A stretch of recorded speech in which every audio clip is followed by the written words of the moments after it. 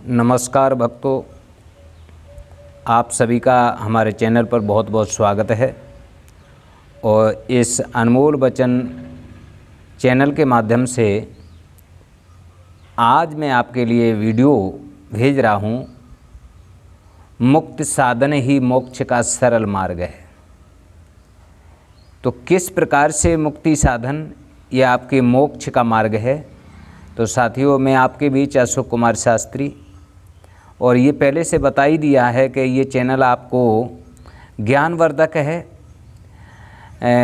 साजबाज के साथ, गाने के साथ इसमें कम सुनाते हैं, लेकिन गद्य के माध्यम से, दृष्टांतों के माध्यम से ज्ञानवर्धक आपके लिए कहानी भेजता रहता हूँ। तो आप ज़रा वीडियो पे अंत तक बने रहिए और जानिए कैसे मुक्ति साधन ही मोक्ष का सरल मार्ग है। साथियों, तो कहूँगा आपसे कि सरल मार्ग है मोक्ष का, भक्ति ही जगमाए। बिना भक्ति के मित्र बर, ईश्वर मिलता नाए। या बिना भक्ति के ईश्वर की प्राप्ति नहीं हो सकती है। अब कैसी भक्ति, किस तरीके का मोक्ष, उसके बारे में आपको दृष्टांत के बारे में दर्शाता हूँ। तो चैनल पर अगर नए हैं तो चैनल को सब्सक्राइब करें, बेल नोटिफिकेशन को ऑल पे सिलेक्ट कर दें, जिससे नए वीडियो का नोटिफिकेशन आपको मिलता रहे। वैसे आपको काफ़ी कराहियत होगी कि साथी जी कभी गा करके भी सुना दें, तो आप चिंता न करें, अवश्य ही इस पे गाने के माध्यम से भी वीडियो डालूंगा। साथियों, अब मेन बात पे आइए कि एक रानी से राजा को बड़ा प्यार था, बहुत प्यार था। उस रानी के लिए 4 नौकर थे।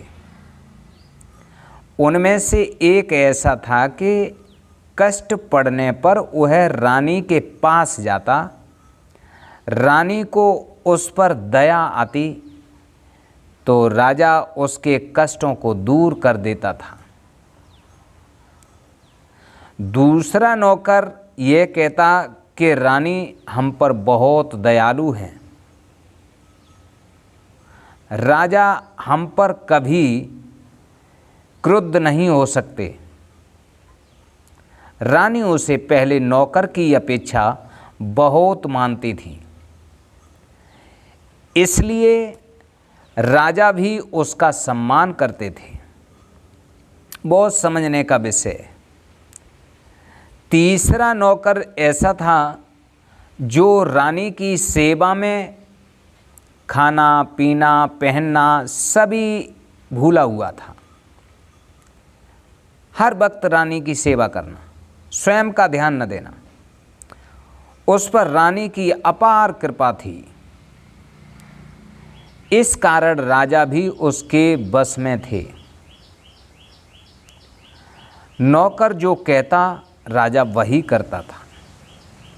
लेकिन चौथा नौकर कुछ ऐसा था कि वह रानी को प्रसन्न रखने की विधि नहीं जानता था। सब नौकरों से राजा प्रसन्न, रानी प्रसन्न, लेकिन चौथे नौकर को इतना ज्ञान नहीं था कि आखिर हम राजा रानी को कैसे प्रसन्न करें। उसने विचार किया कि रानी को बाग देखने का बड़ा शौक है, इसलिए मैं भी एक बाग लगाता हूँ, शायद रानी उसे देख करके प्रसन्न हो। उसने एक बहुत बड़ा बाग बनाया। 12 वर्ष में उसका बाग हरा भरा और खूबसूरत बन के तैयार हो गया। संयोगवश ऐसा हुआ, एक दिन उस बाग की तरफ राजा निकले और बाग को देख करके नौकर पर बहुत खुश हुए। वाह! उससे राजा ने पूछा, यह बाग तुमने किसके लिए तैयार किया है? नौकर ने बताया कि रानी जी को प्रसन्न करने के लिए ये बाग मैंने तैयार किया है। राजा उससे बहुत प्रसन्न हुए, क्योंकि रानी की खुशी के लिए हमेशा राजा तैयार रहते थे। राजा भी रानी से और रानी राजा से बहुत प्यार करते थे। तो रानी के लिए बाग तैयार किया तो वो मंत्री से, नौकर से बहुत खुश हुए। कहा कि भाई आज से रानी साहिबा और मेरी भी कृपा तुम पर बहुत बन के रहेगी और हम भी खुश हैं। इस बाग को देख करके रानी भी खुश हो जाएंगी।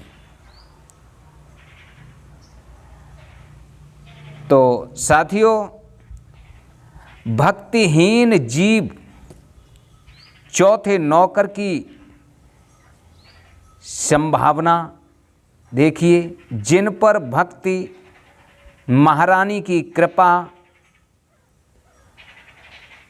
नहीं फिरती या वह अपने आप को भक्त में संलग्न करने में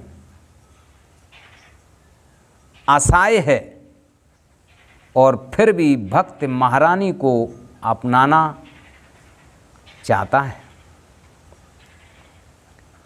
उसको गुड़ कीर्तन श्रवणादिक साधनों का बाग लगाकर हरा भरा करना चाहिए।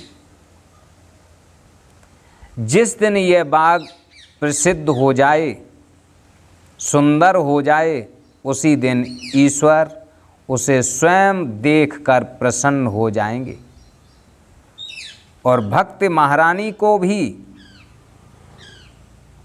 कृपा कर देने की सिफारिश कर देंगे निश्चित रूप से महारानी को। तो आप निश्चित रूप से समझ गए होंगे कि भक्ति महारानी है। आपका कर्म है बाग लगाना, तो कर्म करना चाहिए। ईश्वर, राजा ईश्वर है। अगर आपसे ईश्वर प्रसन्न नहीं है तो आप भक्ति महारानी की सेवा कीजिए, भक्ति कीजिए, आपसे ईश्वर प्रसन्न हो जाएंगे। भक्ति से तो भक्ति करना, जिस प्रकार से उस चौथे नौकर ने बाग लगा करके 12 सालों में तैयार किया है, उसी प्रकार से समय दे करके आप भक्ति कीजिए। निश्चित रूप से आप पर ईश्वर की कृपा होगी, आपकी मनो इच्छा पूर्ण होगी। तो साथियों, इसका तात्पर्य है कि अगर अपने पर प्रभु की कृपा बरसाना चाहते हैं, मोक्ष चाहते हैं, सब दुखों से दूर होना चाहते हैं, तो भक्ति कीजिए। तो साथियों, वीडियो अवश्य ही ये पसंद आई होगी आपको, तो आपके द्वारा एक लाइक अवश्य बनता है और ऐसी वीडियो दोस्तों में भी शेयर करें और कमेंट में लिखें जय विष्णु भगवान की।